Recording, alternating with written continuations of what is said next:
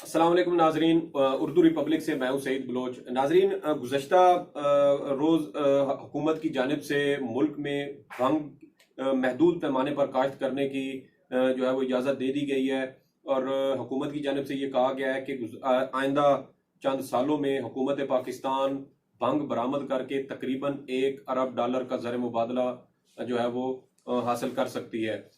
इस हवाले से पाकिस्तान में 3 ऐसे इलाकों की जो है वो निशानदेही भी की गई है जहां पर भंग को तिब्बी मकासद के लिए उसको काश्त किया जा सकता है, जिसमें एक हमारे यहाँ ये मरी एक्सप्रेस वे पर जो मुल्का इलाका है किसकी निशानदेही की गई है। इसके अलावा खैबर पख्तूनख्वा में हम बात करें तो हरीपुर का जो इलाका है वो उसकी रिकमेंडेशन दी गई है। इसके अलावा सिंध में ठट्ठा का जो इलाका है वहां पर भंग काश्त करने के हवाले से जो कराची यूनिवर्सिटी में जो एक इदारा है सरकारी यूनिवर्सिटी में, उसकी जानिब से इन 3 इलाकों की निशानदेही की गई है कि इन 3 इलाकों में भंग काश्त की जाए और इसका खालिस्तान इस्तेमाल जो होगा वो तिब्बी मकासद के लिए है और इसमें सिर्फ हुकूमती निगरानी में ही इसको काश्त किया जा सकता है, जबकि जो प्राइवेट सेक्टर है वो भी इसमें शामिल नहीं हो सकेगा। इस हवाले से आज हम बात करेंगे भंग के हुकूमत की जानिब से इसकी जो है वो इजाज़त क्यों दी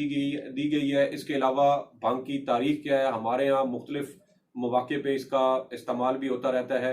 तो इस हवाले से मेरे साथ मौजूद हैं तैयब बलोच साहब, सीनियर सहाफ़ी भी हैं और इनकी काफ़ी रिसर्च भी है, काफ़ी इन्होंने पढ़ा हुआ भी है इस हवाले से। तो तैयब साहब, पहले तो हमें ये बताएं कि ये जो हुकूमत की जानिब से जो एक फ़ैसला किया गया है इसको आप किस नज़र से देखते हैं?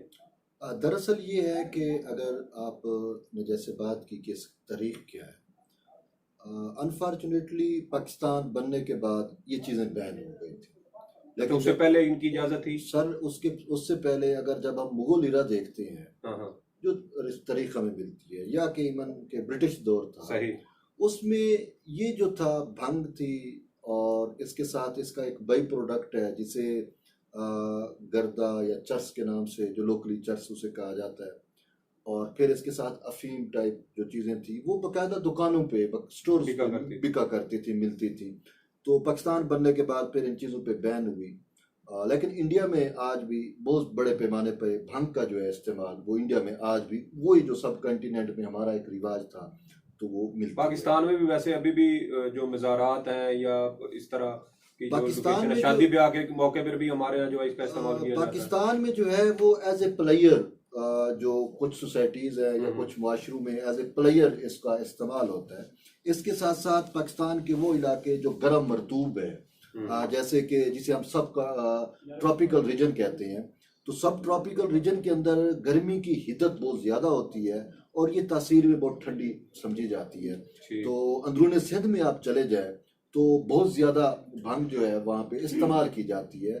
इवन के जब हमारे कुछ दोस्त यहाँ पे आते हैं ये इस्लामाबाद में, तो यहाँ पे वो जंगल में भंग उगा हुआ देखकर बड़ा एक हैरत का इजहार करते हैं कि यार हमें तो सिंध में भंग मिलती नहीं है, और अगर हम वहाँ से ढूंढने की कोशिश करते हैं या एक बड़ी महंगी प्रोडक्ट है वहाँ पे तो हम लेते हैं तो हमारे ऊपर पुलिस के केसेस बन जाते हैं, क्योंकि वो लीगल नहीं थी उस टाइम, यार नहीं है यहाँ पर तो जंगल के जंगल तो वो यहाँ पे आके इवन कुछ दोस्त यहाँ से शायद वो ले भी जाते हैं मुख्तलिफ तरीकों से। बहरहाल वो जो इस्तेमाल करता है तो शक्कर खोरे को शक्कर मिलती है, तो जो भंग इस्तेमाल करता है वो कहीं ना कहीं से भंग जो है वो ढूंढ लेता है। अब इसके साथ साथ हमारे अच्छा, अभी आपने जैसे बताया तो जो सिंध में भंग पैदा होती है और जो यहाँ इस्लामाबाद में है, क्या ये एक ही किस्म की है? क्योंकि शायद इसके बारे में कहा जाता है कि इसकी मुख्तलिफ इकसाम भी होती हैं। मैं आपको बताऊँ, सिंध में भंग काश्त नहीं की जाती।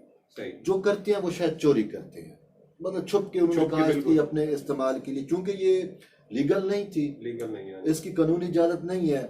तो वो फिर पुलिस जो है वो छापे मारती है और लोगों को तंग करती है, तो इस वजह से इसकी कहीं पे काश्त नहीं होती कि एज ए फसल के तौर पे, या जो लोग शौकीन है जो नशा या जो भंग इस्तेमाल के लिए जो करते हैं वो भी चोरी छुप के, अगर पुलिस को मुख भी हो जाए तो उनके खिलाफ भी केसेस बन जाते हैं। इवन कि अगर आपके पास भंग है और आप ट्रैवल कर रहे हो तो वो भी आपके ऊपर एक केस बनता है। तो इस वजह से ये सिंध में काश्त नहीं होती, सिंपल।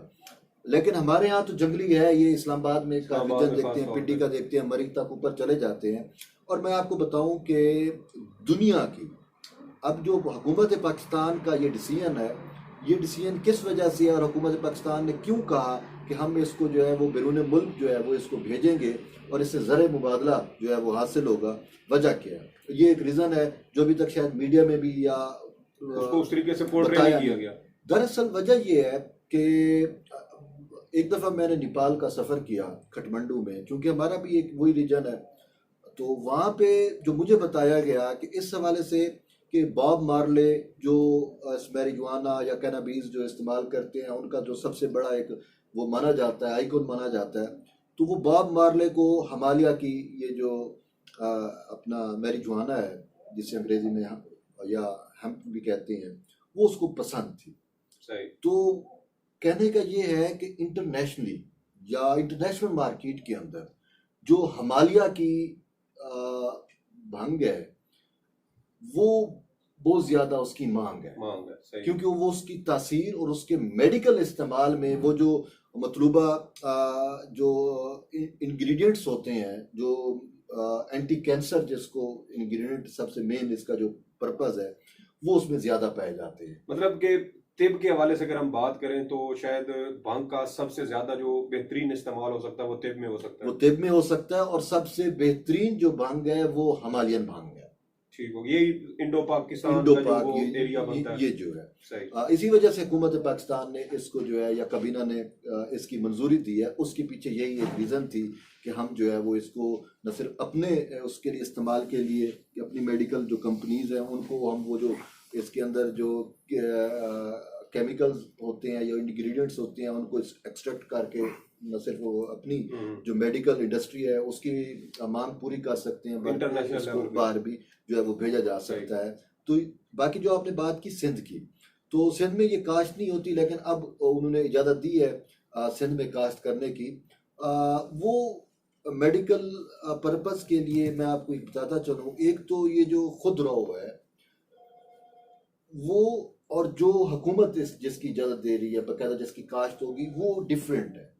सही। ये जो खुदरा है इसके बारे में इसके जो नुकसानात हैं वो कुछ ज़्यादा होते हैं, लेकिन जो हुकूमत जिस वैरायटी की इजाज़त देगी वो मॉडिफाइड होगी। उसको हेम्प कहते हैं।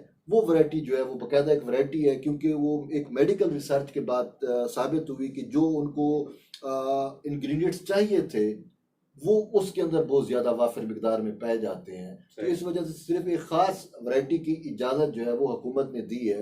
अब उसमें ये तो रीजन हिमालय का हो गया, अब सिंध का जो है वो सब ट्रॉपिकल रीजन है, गर्मी हिद्दत वो सारा कुछ, तो वो अब इन दोनों को वहाँ पे भी एज एक्सपेरिमेंट काश्त हो रही है, यहाँ पे भी एक्सपेरिमेंट के तौर पे काश्त होगी। फिर इसका मुआवजा करेंगे कि आया वो सब ट्रॉपिकल वाली जो है उसका मेडिकल उसमें ज़्यादा इस्तेमाल हो सकता है या इसका हो सकता है, वो उसके बाद जो है वो लैब और उससे टेस्ट के बाद जो है ये चीज़ सामने आ सकती है। अच्छा, अभी आपने बताया कि तेब में इसका बहुत ज़्यादा इस्तेमाल जो है वो उसकी गुंजाइश मौजूद है। जब ये चीज़ें सारी मौजूद हैं तो उसके बावजूद फिर हम देखते हैं कि दुनिया के मुख्तलिफ ममालिक में, बल्कि अक्सर ममालिक में भांग पर पाबंदी है कि आपके पास अगर एक कुदरती तौर पे एक चीज़ मौजूद है जिसके कोई साइड इफ़ेक्ट्स भी हमें बज़ाहिर ऐसे नज़र नहीं आते, फिर आपने बात की कि ये इसकी तासीर भी ठंडी होती है, उसके बावजूद अमेरिका जैसे ममालिक में भी जो है ये इस पर पाबंदी है, तो ये इसके पीछे क्या लॉजिक आपको नजर आता है? मैंने जैसे आपको बताया कि जब मेडिकल ये जो अंग्रेजी मेडिकल एलोपैथी जिसे हम कहते हैं, इसका अरूज अब हुआ, ठीक है। जब इसका अरूज नहीं था ब्रिटिश राज या उससे पहले मुगल दौर के अंदर हम देखते हैं, तो वो पाकिस्तान या सब कॉन्टिनेंट के जो हकीम थे, जो तबीब थे, जो माहिर थे, वो इन जड़ी बूटियों को का इस्तेमाल करके तो मुख्तलिफ बीमारियों के खिलाफ वो अद्वियात भी बनाते और वो चीज़ें इस्तेमाल करते थे। तो उसमें मतलब अफीम भी इस्तेमाल होती थी, ये भंग भी इस्तेमाल होती रही, और इसके साथ साथ तुख्म भंग आज भी अगर आप किसी उस पे वो जो पंसार की दुकान होती है वहाँ पे चले जाएं तो आपको बकायदा तुख्म भंग आप कहेंगे तो वो आपको भंग के बीज भी देंगे। अब वो तिब में इस्तेमाल होते हैं, ठीक है ना। तो जब मेडिकल की एडवांस हुई तो ये जो मेडिकल की कंपनीज हैं ये अपने प्रॉफिट के लिए इन्होंने ऐसी चीज़ों के ऊपर जो एक कुदरत ने आपको इलाज मुआवजा के लिए जो आपकी सहूलियात के लिए जड़ी बूटियां बनाई हुई थी, इंतहाई सस्ती भी हैं, उनके खिलाफ एक प्रोपेगेंडा भी किया और फिर उसको साइड लाइन भी किया कि कानून साजी करवाई गई इसके ऊपर। अवाम उसको इस्तेमाल ना कर सके। तो इसी वजह से हम देखते हैं कि मुख्तलिफ ममालिक के अंदर, पाकिस्तान में भी और मुख्तलिफ ममालिक में भी जो इन पे पाबंदी लगी, उसके अंदर वो फार्मास्यूटिकल कंपनीज हैं जिन्होंने अपने नाजायज मुनाफे के लिए, कारोबार के लिए इन चीज़ों पे पाबंदी लगी। अब सबसे बड़ी चीज़ कहा जाता है, जो रिसर्च सामने आई है, जो भंग का जो जूस होता है, जिसे अंग्रेज जो है वो ग्रीन जूस कहते हैं, ग्रीन ड्रिंक कहा जाता है, ठीक है ना, वो एंटी कैंसर जो है वो उसकी पर्पस के लिए इस्तेमाल होता है। फिर इसके साथ इसकी बाई प्रोडक्ट है जिसे कैनाबीज या वो गर्दा या चर्च, ये जो है इसका एक तेल होता है। अब वो तेल जो है वो जैसे आप केमोथेरेपी कराते हैं, आप कैंसर का जो मरीज है उसकी केमोथेरेपी होती है। तो रिसर्च से जो चीज साबित हुई, मैं आपको ये रिसर्च बेस्ड बात कर रहा हूँ कि केमोथेरेपी में अगर 10 बंदे हैं तो वो जब केमोथेरेपी के प्रोसीजर में जाते हैं तो 10 में से 6 या 7 बेचारे चले जाते हैं, 3 या 4 की रेशियो जो बचते हैं। जब उनकी केमोथेरेपी की बजाय उनकी ट्रीटमेंट ये कैनाबिस ऑयल के से होती है तो उसमें जो रेशियो है वो ये है कि 10 में से 7 बच जाते हैं। ठीक है ना। तो अब जो मेडिकल कंपनीज हैं वो तो ये नहीं चाहेंगी, क्योंकि वो केमोथेरेपी जब होती है तो वो वहां से प्रॉफिट ले रही होती है, वो केमिकल्स होते हैं, वो सारा कुछ होता है। वो तो ये नहीं चाहेंगी कि एक नेचुरल प्रोडक्ट आ जाए और जिसकी मामूली सी कीमत हो 500,000 के अंदर की जो वो एक उनका बिजनेस है वो साइड लाइन, लाखों का उनका बिजनेस खत्म हो जाएगा और सैकड़ों और हजारों में लोगों को इलाज मुआवजा फराम हो जाएगा। तो इस वजह से इसके खिलाफ बहुत ज्यादा प्रोपेगेंडा था। और ताहम अभी शऊर आ रहा है लोगों के अंदर भी, और हुकूमतें जो है वो लोगों के प्रेशर की वजह से। पाकिस्तान में तो ऐसा इतना प्रेशर नहीं था, लेकिन आप अमेरिका में देखें, अमेरिका की 50 स्टेट्स हैं, वहां पे आपको अक्सर स्टेट्स के अंदर अब ये बाकायदा मैरिजुआना या कैनाबीज जो है ये लीगल हो गई है। ठीक है ना, या हम की जो काश्त है उसको लीगल ग्राउंड फराहम कर दिए गए हैं मेडिकल पर्पस के लिए। तो कहीं पे अभी केसेस चल भी रहे हैं और कहीं पे लीगल हो रही हैं और कहीं पे अभी तक फार्मास्यूटिकल कंपनीज का प्रेशर है तो नहीं हो पा रही।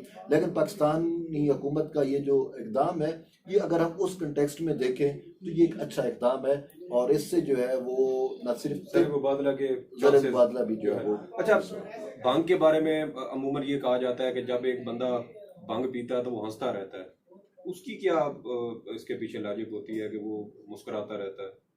मुझे तो इसका आइडिया नहीं है कि वो मुस्कुराता है, क्योंकि ये कंपनी पे भी डिपेंड होता होगा। अगर वो भांग पी के बंदा वो कहता है ना कि वो नशे में धुत होता होगा और वो जमीन आसमान पे घूमता रहता होगा, तो वो घूमने की वजह से हंसता और मुस्कुराता ही होगा। लेकिन जरूरी नहीं है। हमने बहुत सारे ऐसे केसेस भी देखे हैं कि अगर आप इसको यूज करते हैं और जो रेगुलर या हैबिचुअल बंदा नहीं है, बाजुका तो उसके लिए नुकसानदेह भी होती है। इवन के लोग पागल भी हो जाते हैं, और ये हकीकत है, क्योंकि इसके इस्तेमाल का भी एक तरीकाकार होता है और बनाने का भी एक तरीकाकार होता है।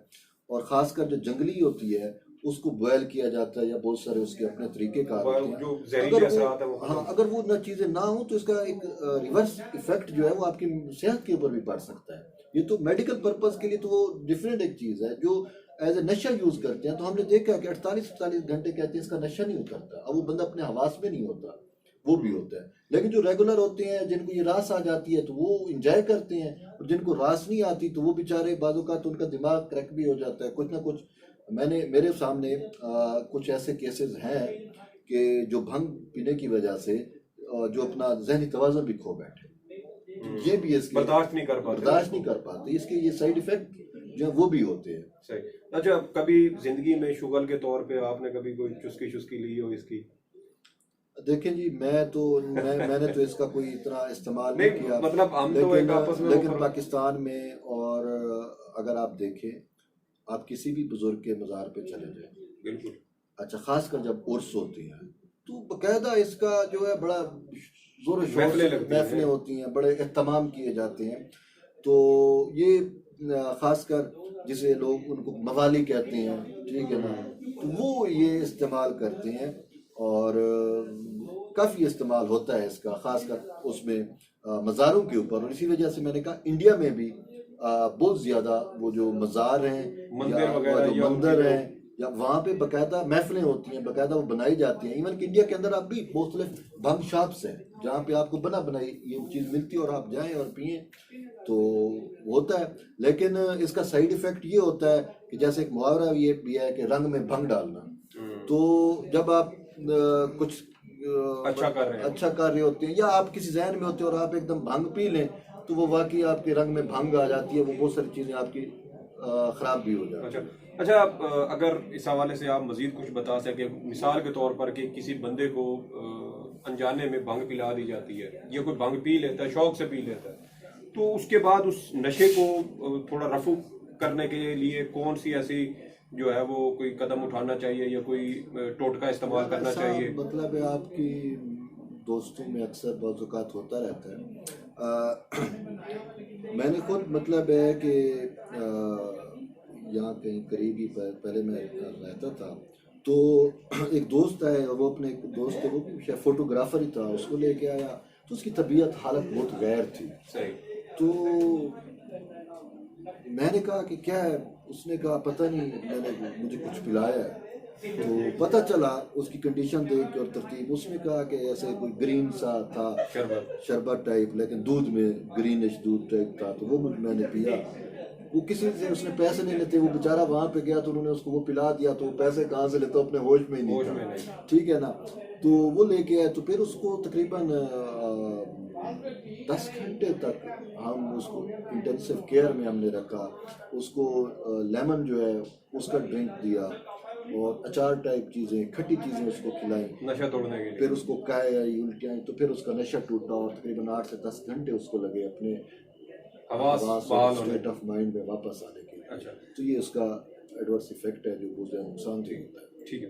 अच्छा, एक अहम चीज़ जो पाकिस्तान की अदालती तारीख में भी हमने जो है वो यहाँ सुप्रीम कोर्ट में ये चीज़ देखी है कि सुप्रीम कोर्ट में एक एडवोकेट साहब थे, सिंध से उनका ताल्लुक था, उन्होंने सुप्रीम कोर्ट में एक दरख्वास्त दायर की और अदालत से ये इस्तदा की थी कि भंग को कानूनी हैसियत दी जाए ताकि वो और पाकिस्तान की जो आवाम है वो भंग को ओपनली इस्तेमाल कर सके। तो इस हवाले से भी हम तैयब लोई साहब से जानते हैं कि इन्होंने वो केस भी कवर किया है। तो तैयब साहब, ये जो एक केस सुप्रीम कोर्ट में आया था कि अदालत से कहा गया था कि भंग इस्तेमाल करने की इजाज़त दी जाए, ना सिर्फ उस दरख्वास्त गुजार को बल्कि पूरे पाकिस्तानी अवाम को इजाज़त दी जाए, तो ज़रा उसका कुछ पस मंज़र हमें बताया कि वो सारी कहानी क्या थी।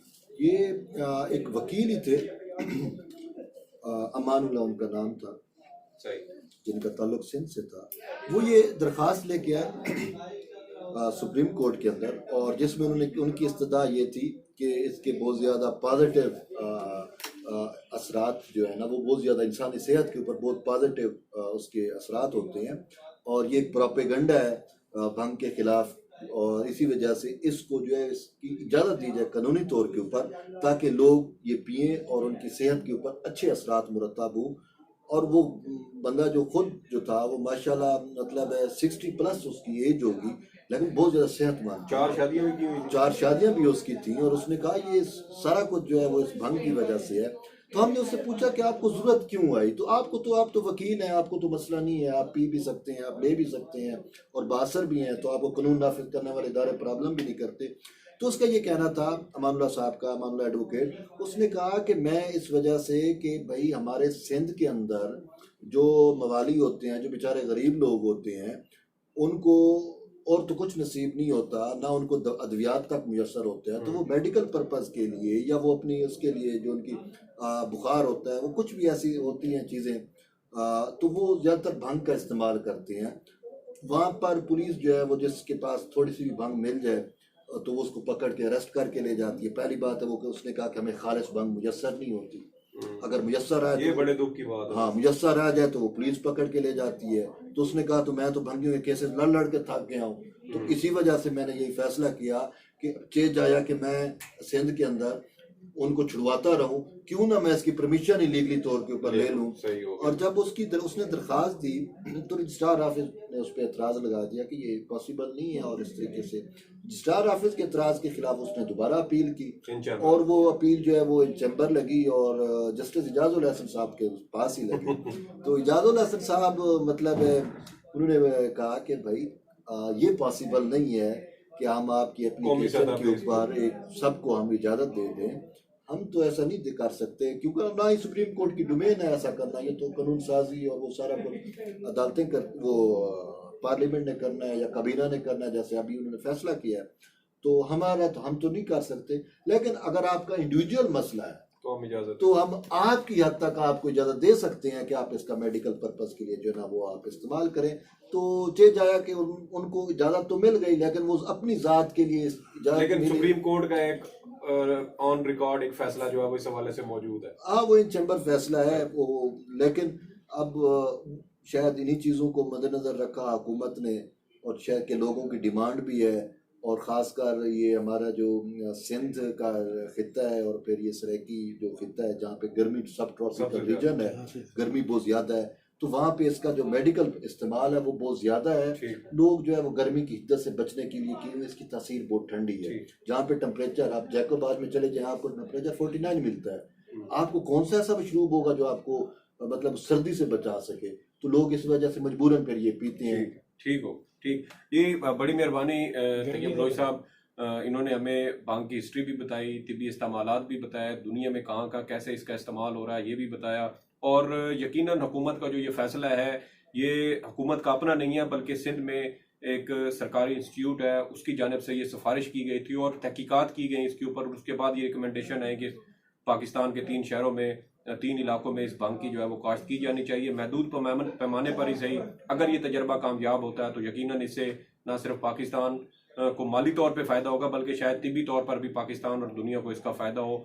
मज़ीद अपडेट्स के लिए, मज़ीद बेहतरीन वीडियोज़ के लिए हमारा चैनल सब्सक्राइब करें, वीडियो लाइक करें और कमेंट्स में अपनी राय ज़रूर दें, ताकि हम मज़ीद बेहतरीन वीडियोज़ जो है वो आप तक पहुँचाते रहें। तब तक के लिए सईद बलोच को इजाज़त दीजिए। अल्लाह हाफ़िज़।